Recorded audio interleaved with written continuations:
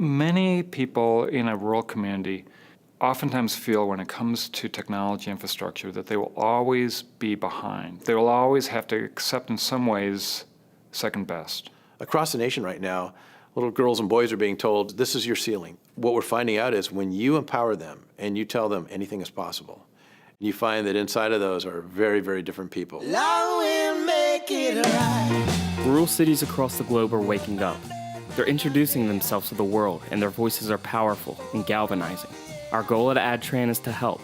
From their classroom to their wine vineyards, Dayton, Oregon is using 10 gig fiber optics to revolutionize their town, and it all starts with education. A lot of our students in Dayton come from families who have been here for quite some time, second generation, third generation.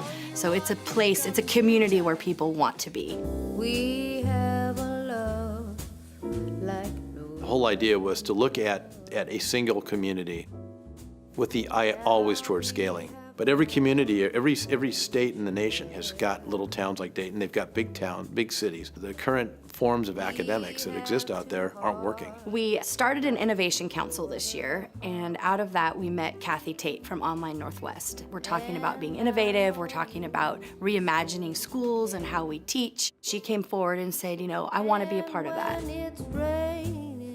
We at OnlineNW had put in a fiber optic line that not only enabled the students to all of a sudden have access to a lot more curriculum and be able to utilize that within the classroom, but actually bring the whole community on board.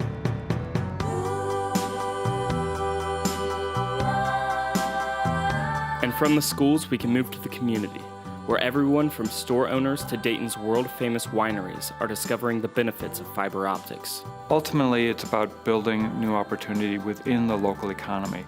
We're building the next generations of the makers and creators to support our agricultural community. We're able to provide a world-class experience in a rural area. One of the great parts is we can be up in the hills of Eola, where they have just these beautiful vineyards and beautiful wineries, and they can have hundreds of megabits, if not a gigabit, if they choose. And this tech-based system is introducing Dayton as a golden standard for other small towns. A perfect example for the potential of fiber optics from education to application. When you start looking at communities here in Oregon and communities across the nation, there are all those little small to medium-sized towns, and many of those have lost their way. If we're good at what we're doing, I believe that the culture of innovation that we're teaching will evolve itself. You can tell people are on the verge of trying to look at education differently. We're kind of creating that model with the hope that others will be asking that question. How can we have what they have in Dayton?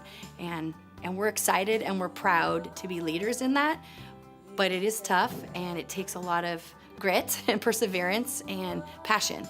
And we do have that here in this little community. And there's no doubt about that. Grit, passion, and tech.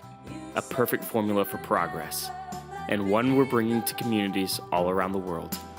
You said